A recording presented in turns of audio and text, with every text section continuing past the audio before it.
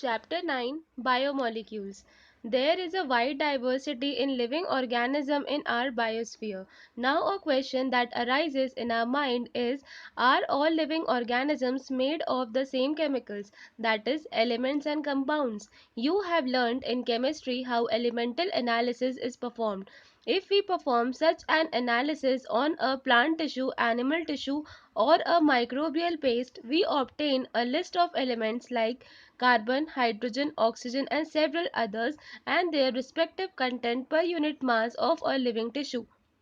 If the same analysis is performed on a piece of Earth's crust as an example of non-living matter, we obtain a similar list. What are the differences between the two lists?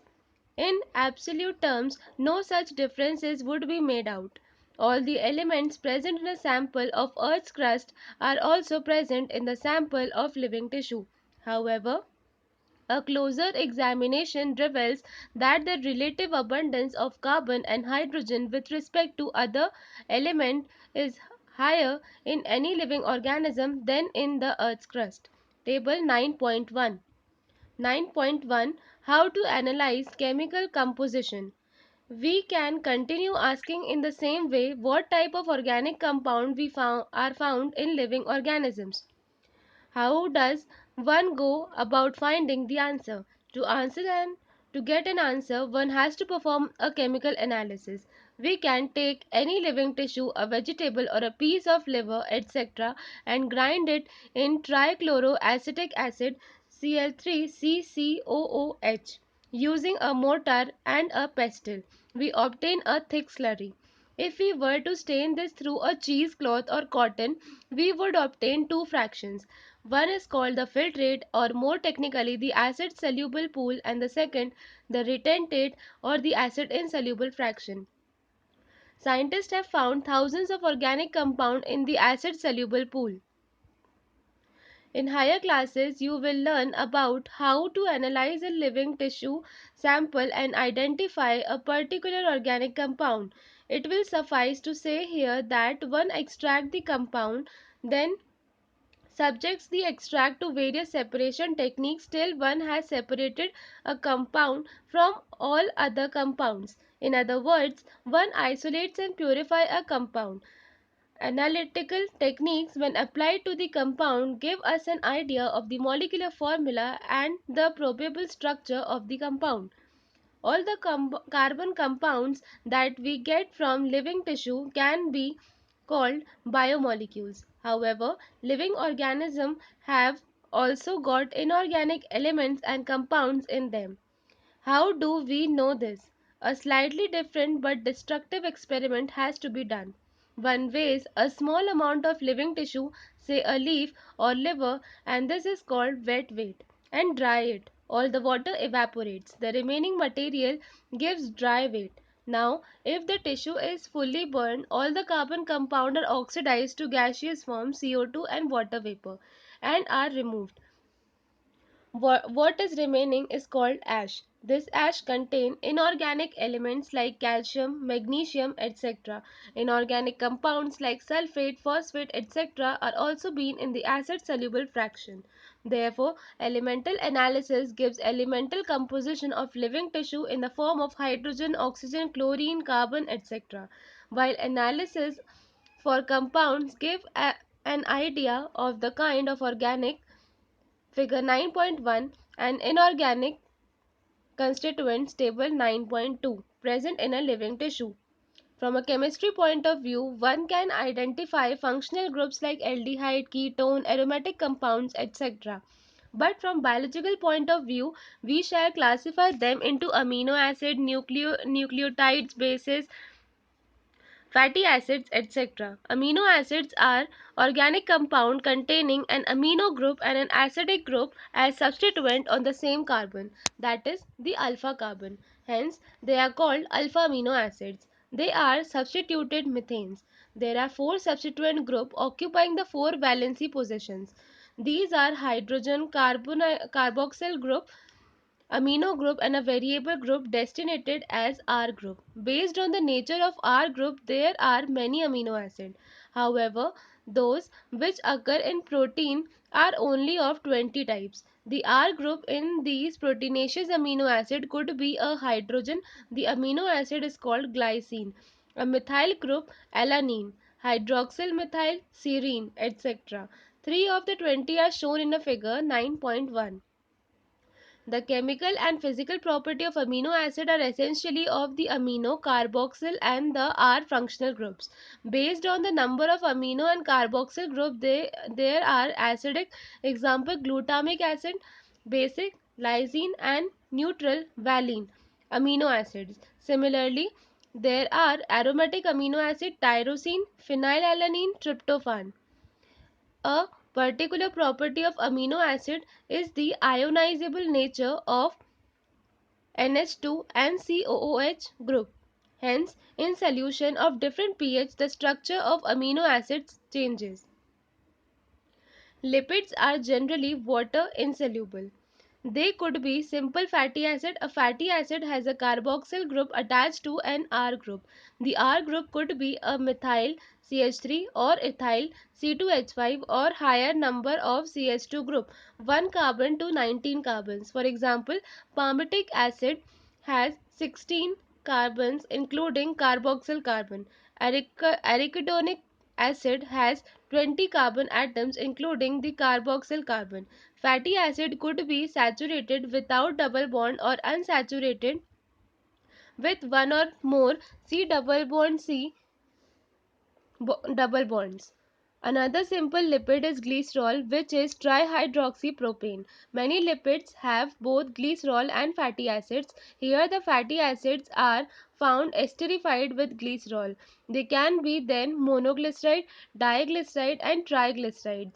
These are also called fats and oils based on melting points. Oils have lower melting point, example gingerly oil, and hence remain oil in winters. Can you identify a fat from the market? Some lipids have phosphorus and a phosphorylated organic compound in them. These are phospholipids. They are found in cell membrane. Lecithin is one example. Some tissues, especially in the neural tissue, have lipids with more complex structures. Living organisms have a number of carbon compounds in which heterocyclic rings can be found. Some of these are nitrogen bases: adenine, guanine, cytosine, uracil, and thymine. When found attached to a sugar, they are called nucleosides. If a phosphate group is also found esterified to the sugar, they are called nucleotides. Adenosine, guanosine, thymidine, uridine, cytidine are nucleosides. Adenylic acid, thymidyllic acid, guanylic acid, uridylic acid, and cytidylic acid are nucleotides. Nucleic acid like DNA and RNA consist of nucleotides only. DNA and RNA function as genetic material. 9.2 Primary and secondary metabolites. The most exciting aspect of chemistry deals with isolating thousands of compounds, small and big, from living tissue and determining their structure and, if possible, synthesizing them. If one were to make a list of biomolecules, such a list would have thousands of organic compounds including amino acids, sugars, etc. For reasons that are given in section 9.10, we can call these biomolecules as metabolites. In animal tissues, one notices the presence of all such categories of compounds shown in figure 9.1. These are called primary metabolites. However, when one analyzes plant, fungal and microbial cell, one would see thousands of compounds other than these called primary metabolites. Example: alkaloids, flavonoids, rubber, essential oil, antibiotics, colored pigments, scents, gums, spices. These are called secondary metabolites. Table 9.3. While primary metabolites have identifiable functions and play known role in a normal physiological processes, we do not at the moment understand the role or function of all the secondary metabolites in host organism. However, many of them are useful to human welfare. Example: rubber, drugs, spices, scents and pigments. Some secondary metabolites have ecological importance. In the later chapters and years you will learn more about this. 9.3 Biomacromolecules. There is one feature common to all those compounds found in the acid soluble pool. They have molecular weight ranging from 18 to around 800 Daltons approximately. The acid insoluble fraction has only four types of organic compound, that is protein, nucleic acid, polysaccharide and lipids. These classes of compounds, with the exception of lipid, have molecular weight in the range of 10,000 Daltons and above. For this very reason, biomolecules, that is chemical compounds found in living organisms, are of two types. One, those which have molecular weight less than 1000 Dalton and are usually referred to as micromolecules or simply biomolecules, while those which are found in the acid insoluble fraction are called macromolecules or biomacromolecules. The molecules in the acid the molecules in the insoluble fraction, with the exception of lipids, are polymeric substances. Then why do lipids, whose molecular weight do not exceed 800 Dalton, come under acid insoluble fraction, that is macromolecular fraction? Lipids are indeed small molecular weight compounds and are present not only as such but also arrange their structure like cell membrane and other membranes. When we grind a tissue, we are disrupting the cell structure. Cell membrane and other membranes are broken into pieces and form vesicles which are not water soluble. Therefore, these membrane fragments in the form of vesicles get separated along with the acid insoluble pool and hence in a macromolecular fraction. Lipids are not strictly macromolecules. The acid soluble pool represents roughly the cytoplasmic composition. The macromolecules from cytoplasm and organelle, but thus acid insoluble fraction. Together they represent the entire chemical composition of living tissue or organism. In summary, if we represent the chemical composition of a living tissue from abundance point of view and arrange them class wise, we observe that water is the most abundant chemical in living organism. Table 9.4. 9.4 Proteins. Proteins are polypeptides. They are linear chain of amino acid linked by peptide bond as shown in figure 9.3. Each protein is a polymer of amino acid. There are 20 types of amino acid, example alanine, cysteine, proline, tryptophan, lysine, etc. A protein is a heteropolymer and not a homopolymer. A homopolymer has only one type of monomer repeating n number of times. This information about the amino acid content is important as later in your nutrition lesson you will learn that certain amino acids are essential for our health and they have to be supplied through our diet. Hence, dietary protein are the source of essential amino acids. Therefore, amino acids can be essential or non-essential. The latter are those which our body can make, while we get essential amino acid through our diet or food. Protein carry out many functions in living organism. Some transport nutrients across the cell membrane, some fight infectious organism, some are hormones, some are enzyme, etc. Table 9.5.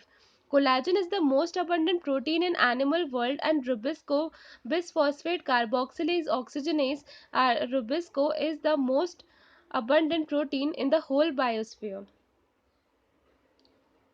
9.5 Polysaccharides. The acid insoluble pellet, also called polysaccharide carbohydrates, as another class of macromolecules. Polysaccharide, a long chain of sugars. They are thread, literally a cotton thread containing different monosaccharides as building blocks. For example, cellulose is a polymeric polysaccharide consisting of only one type of monosaccharide, that is glucose. Cellulose is a homopolymer. Starch is a variant of this but present as a storehouse of energy in plant tissue. Animals have another variant called glycogen. Inulin is a polymer of fructose. In a polysaccharide chain, say glycogen, the right end is called the reducing end and the left end is called the non-reducing end. It has branches as shown in a form of cartoon. Figure 9.2. Starch forms helical secondary structure. In fact, starch can hold I2 molecule in the helical portion. The starch I2 is blue in color. Cellulose does not contain complex helices and hence cannot hold I2. Plant cell wall are made of cellulose. Paper made from plant pulp and cotton fiber is cellulosic. There are more complex polysaccharides in nature. They have a building blocks, amino sugars and chemically modified sugars, example glucosamine and acetylgalactosamine, etc. Exoskeletons of arthropods, for example, have a complex polysaccharide called chitin. This complex polysaccharide are mostly homopolymers. 9.6 Nucleic acid. The other type of macromolecule that one would find in the acid insoluble fraction of any living tissue is the nucleic acid. These are polynucleotides. Together with polysaccharide and polypeptide, they comprises the true macromolecular fraction of any living tissue or cell. For nucleic acid, the building block is the nucleotide. A nucleotide has three chemically distinct components. One is the heterocyclic compound, the second is the monosaccharide, and third is the phosphoric acid or phosphate. As you notice in figure 9.1, the heterocyclic compound in nucleic acid are the nitrogenous bases named adenine, guanine, uracil, cytosine and thymine. Adenine and guanine are substituted purines, while the rest are substituted pyrimidines. The skeletal heterocyclic ring is called as purine and pyrimidine respectively.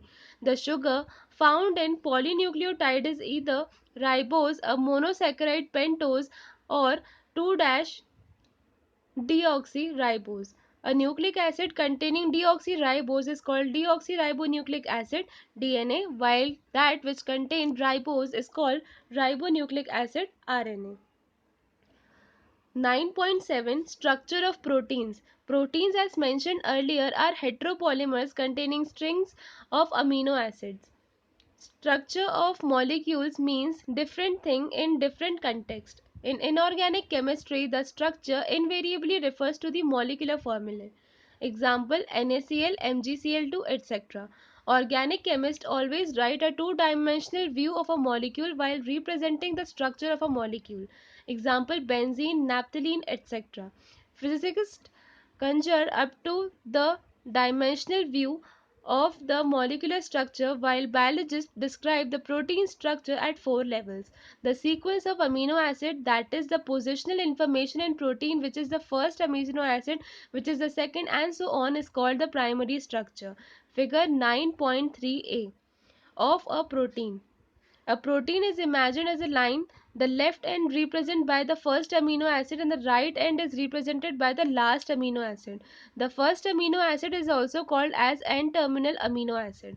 The last amino acid is called the C-terminal amino acid. A protein thread does not exist throughout as an extended rigid rod.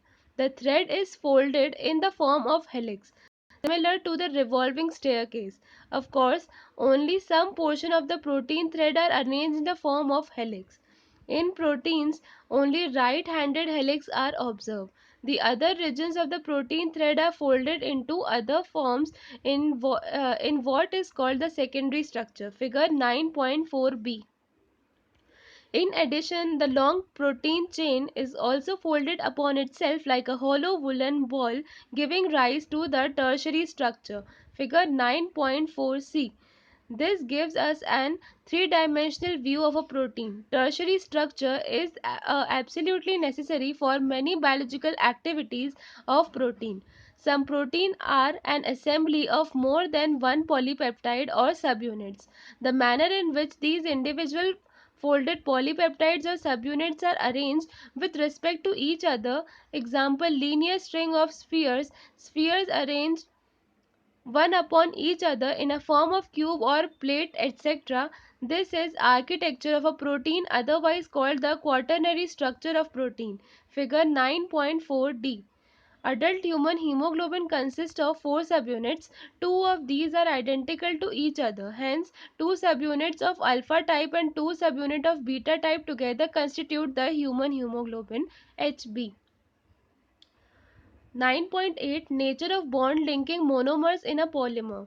In a polypeptide or a protein, amino acids are linked by the peptide bond which is formed when the carboxyl COOH group of one amino acid react with the amino NH2 group of the next amino acid with the elimination of water moiety. The process is called dehydration. In polysaccharide, the individual monosaccharide are linked by the glycosidic bond. This bond is also formed by dehydration. This bond is formed between two carbon atoms of adjacent monosaccharides. In a nucleic acid, a phosphate moiety link the 3' of one sugar of one nucleotide to the 5' carbon of the sugar of the succeeding nucleotide. The bond between the phosphate and hydroxyl group of sugar is an ester bond. As there is one such ester bond on either side, it is called phosphodiester bond. Figure 9.5. Nucleic acid exhibit a wide variety of secondary structure. For example, one of the secondary structure exhibited by DNA is the famous Watson-Crick model. This model says that DNA exists as a double helix. The two strands of polynucleotides are antiparallel, that is, run in the opposite direction. The backbone is formed by the sugar phosphate sugar chain.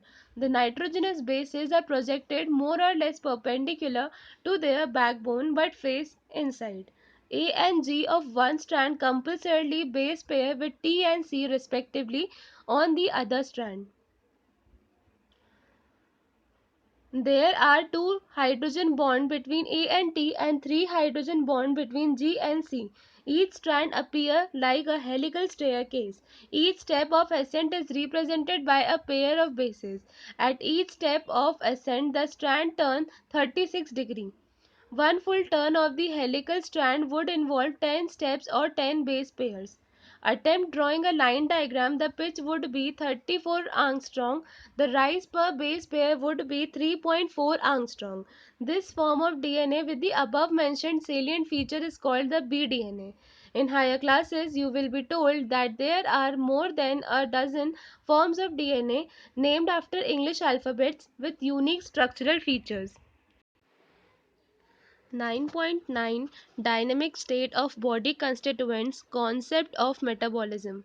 What we have learned till now is that living organism, be it simple bacterial cell, a protozoan, a plant, or an animal, contains thousands of organic compounds. These compounds or biomolecules are present in certain concentrations, expressed as moles per cell or moles per liter, etc.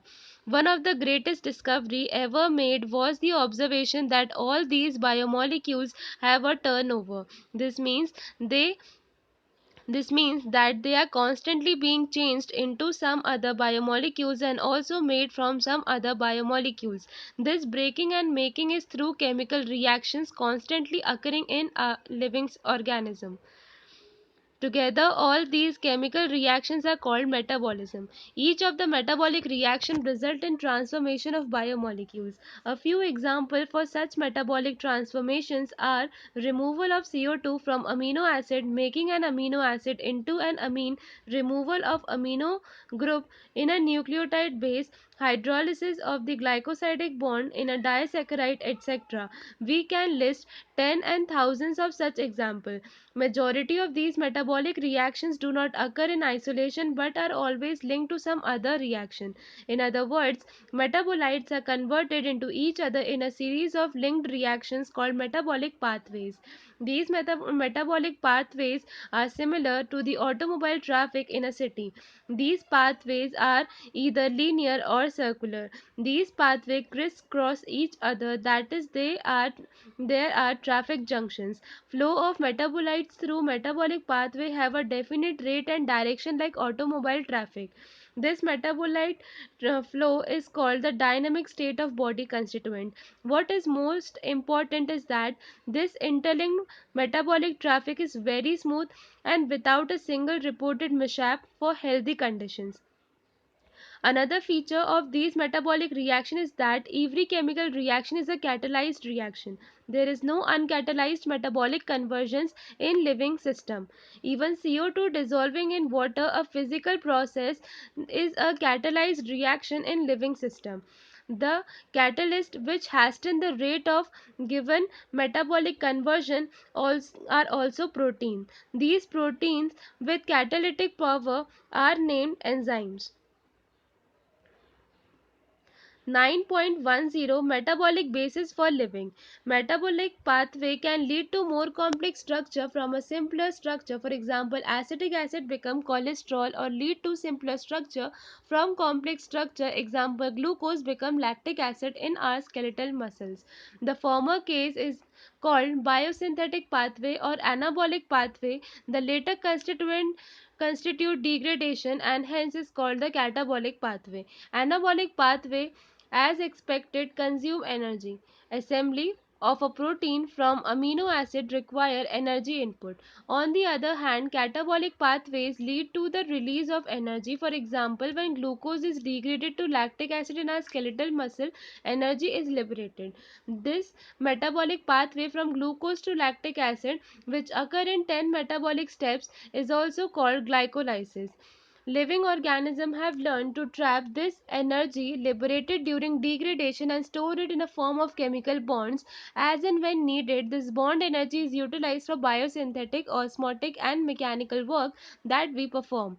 The most important form of energy currency in living system is the bond energy in a chemical called adenosine triphosphate ATP. What do living organisms how do living organisms derive their energy? What strategies have they evolved? How do they store this energy and in what form? How do they convert this energy into work? You will study and understand all this under a sub discipline called bioenergetics later in your higher classes. 9.11 The living state. At this level, you must understand that the tens and thousands of chemical compounds in a living organism, otherwise called metabolites or biomolecules, are present at concentration characteristic of each of them. For example, the blood concentration of glucose in normal healthy individual is 4.2 millimole per liter to 6.1 millimole per liter, while that of hormones would be nanograms per ml.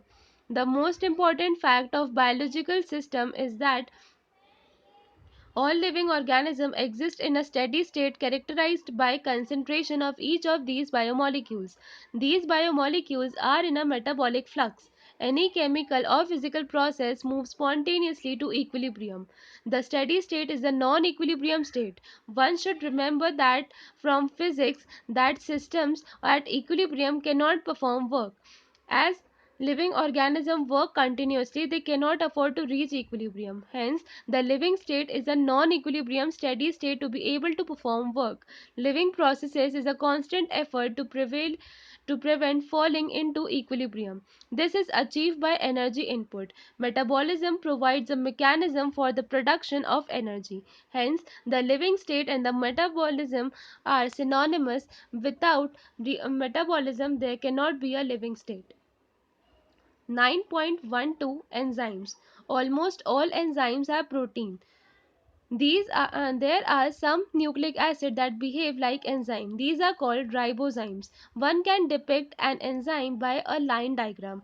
An enzyme, like any protein, has a primary structure, that is amino acid sequences of the protein.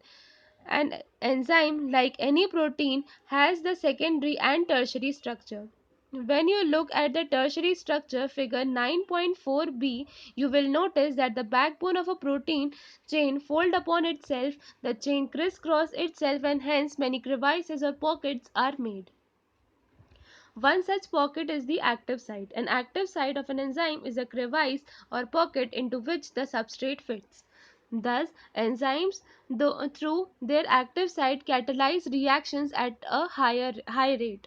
Enzyme catalyzed Enzyme catalyst different from inorganic catalyst in many ways, but one major difference need mention. Inorganic catalysts work efficiently at higher temperature and high pressure, while enzymes get damaged at high temperatures, say above 40 degrees Celsius. However, enzymes isolated from organisms who normally live under extreme high temperatures, example hot vents and sulfur springs, are stable and retain their catalytic power even at high temperature up to 80 to 90 degrees Celsius. Thermal stability is thus an important quality of such enzyme isolated from thermophilic organisms. 9.12.1 Chemical reactions. How do we understand these enzymes? Let us first understand a chemical reaction. Chemical compound undergo two types of changes. A physical change simply refers to the change in shape without breaking of bonds. This is a physical process. Another physical process is the change in state of matter when ice melts into water or when water becomes a vapor. These are also physical processes. However, when bonds are broken and new bonds are formed during transformation, this will called a chemical reaction. For example, BaOH whole twice plus H2SO4 gives BaSO4 plus H2O is an inorganic chemical reaction. Simply hydrolysis of starch into glucose is an organic chemical reaction. Rate of physical or chemical processes refers to the amount of product formed per unit time. It can be expressed as rate is equal to delta P by delta T. Rate can also be called velocity if the direction is specified. Rates of physical and chemical processes are influenced by temperature among other factors.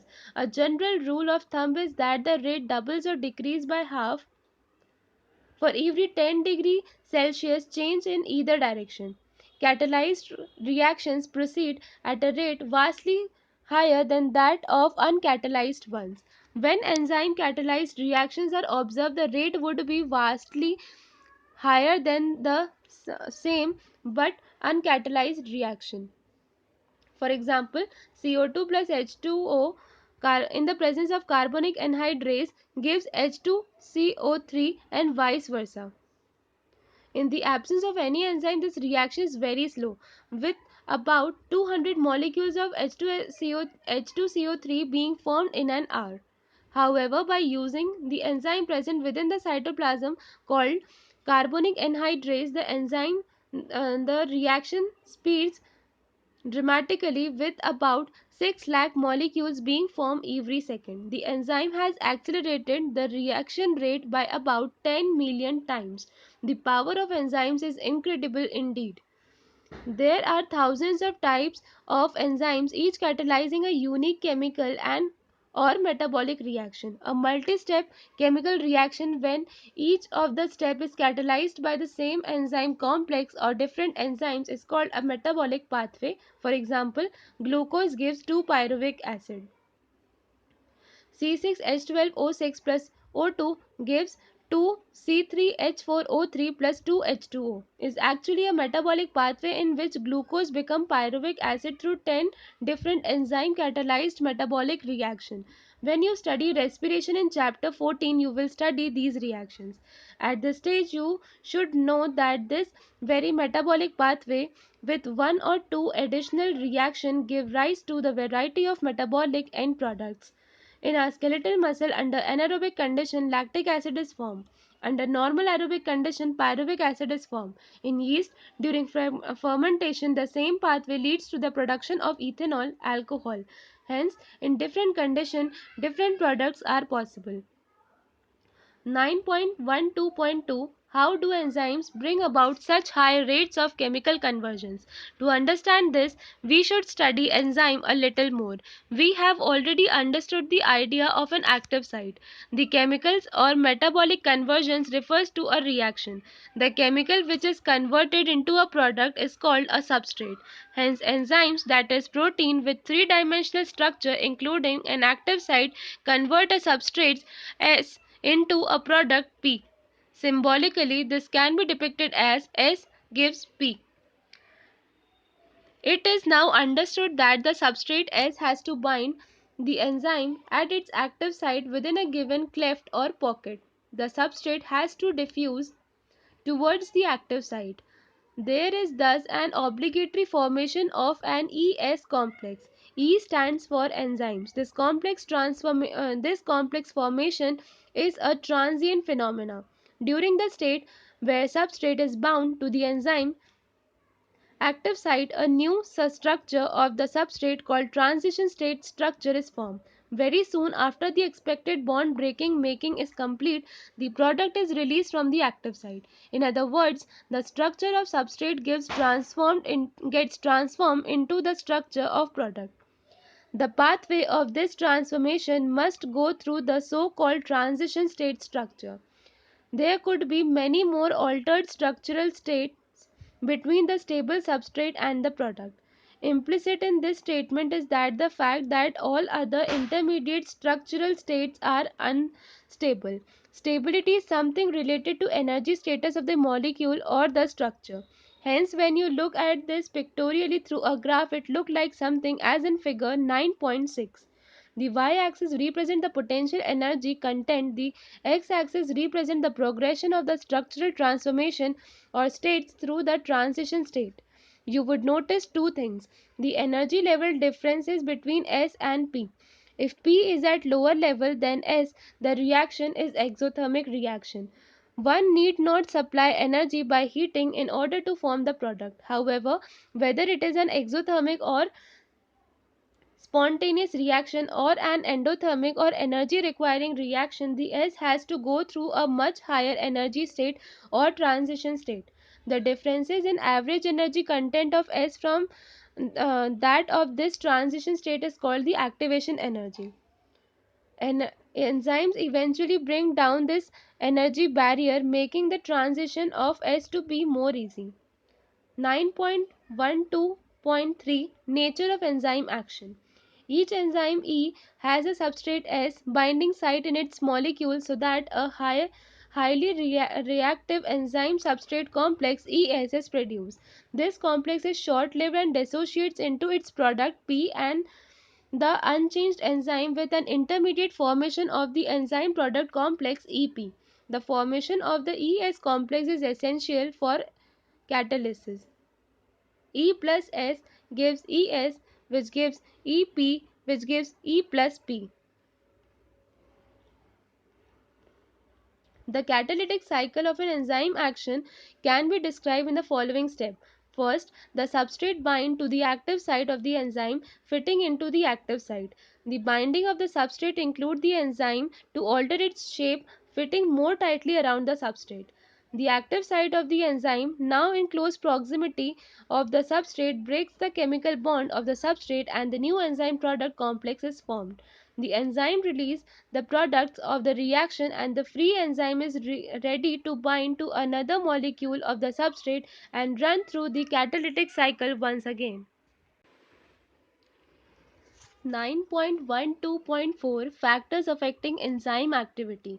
The activity of the enzyme can be affected by a change in the conditions which can alter the tertiary structure of the protein. These include temperature, pH, change in substrate concentration or binding of specific chemical that regulate its activity. Temperature and pH. Enzymes generally function in a narrow range of temperature and pH. Figure 9.7. Each enzyme shows its highest activity at a particular temperature and the pH called the optimum temperature and the optimum pH. Activity declines both below and above the optimum value. Lower temperature preserves the enzyme in the temporarily inactive state, whereas higher temperature destroys enzymatic activity because proteins are denatured by heat. Concentration of substrate. With the increase in substrate concentration, the velocity of the enzymatic reaction rises at first. The reaction ultimately reaches a maximum velocity Vmax, which is not exceeded by any further rise in concentration of the substrate. This is because the enzyme molecule are fewer than the substrate molecule, and after saturation of these molecules there is no free enzyme molecule to bind with the additional substrate molecule. Figure 9.7. The activity of an enzyme is also sensitive to the presence of specific chemicals that bind to the enzyme. When the binding of the chemical shuts off enzyme activity, the process is called inhibition and the chemical is called inhibitor. When the inhibitor closely resembles the substrate in its molecular structure and inhibits the activity of the enzyme, it is known as competitive inhibitor. Due to its close structural similarity with the substrate, the inhibitor competes with the substrate for the substrate binding site of the enzyme. Consequently, the substrate cannot bind. As a result, the enzyme action declines. Example: inhibition of succinate dehydrogenase by malonate, which closely resemble the substrate succinate in structure. Such competitive inhibitors are often used in the control of bacterial pathogens. 9.12.5 Classification and nomenclature of enzymes. Thousands of enzymes has been discovered, isolated and studied. Most of these enzymes has been classified into different groups based on the type of reaction they catalyze. Enzymes are divided into 6 classes, each with 4 to 13 subclasses and named accordingly by a 4-digit number.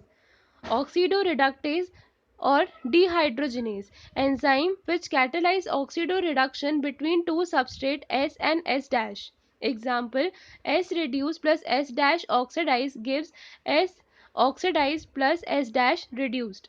Transferase enzymes catalyzing a transfer of group G other than hydrogen between a pair of substrate S and S dash. Example: Sg plus S dash gives S plus S dash G. Hydrolases enzyme catalyzing hydrolysis of ester, ether, peptide, glycosidic, C halide or PN bonds. Lyases enzymes that catalyze removal of groups from substrate by mechanism other than hydrolysis, leaving double bond. CX bond CY gives XY plus C double bond C. Isomerases include all enzyme catalyzing interconversion of optical, geometrical or positional isomers. Ligases enzyme catalyzing the linking together of two compound. Example: enzyme which catalyze joining of CO, CS, CN, PO, etc. bonds. 9.12.6 Cofactors. Enzymes are composed of one or several polypeptide chains. However, there are a number of cases in which non-protein constituent called cofactor are bound to the enzyme to make the enzyme catalytically active. In these instances, the protein portion of the enzyme is called the apoenzyme. Three kinds of cofactors may be identified: prostatic group, coenzymes and metal ions. Prostatic group are organic compound and are distinguished from the other cofactors in that they are tightly bound to the apoenzyme. For example, in peroxidase and catalase which catalyze the breakdown of hydrogen peroxide to water and oxygen, heme is the prostatic group and it is the part of the active site of the enzyme. Coenzymes are also called organic Coenzymes are also organic compounds, but their association with the apoenzyme is only transient, usually occurring during the course of catalysis. Furthermore, coenzymes serve as a cofactor in a number of different enzyme catalyzed reactions. The essential chemical component of many coenzymes are vitamins. Example: coenzyme nicotinamide adenine dinucleotide NAD or NADP contain the vitamin niacin. A number of enzymes require metal ion for its activity, which form coordination bonds with side chains at the active site and at the same time form one or more coordination bond with the substrate. Example: zinc is a cofactor for the proteolytic enzyme carboxypeptidase. Catalytic activity is lost when the cofactor is removed from the enzyme, which testifies that they play a crucial role in the catalytic activity of the enzyme.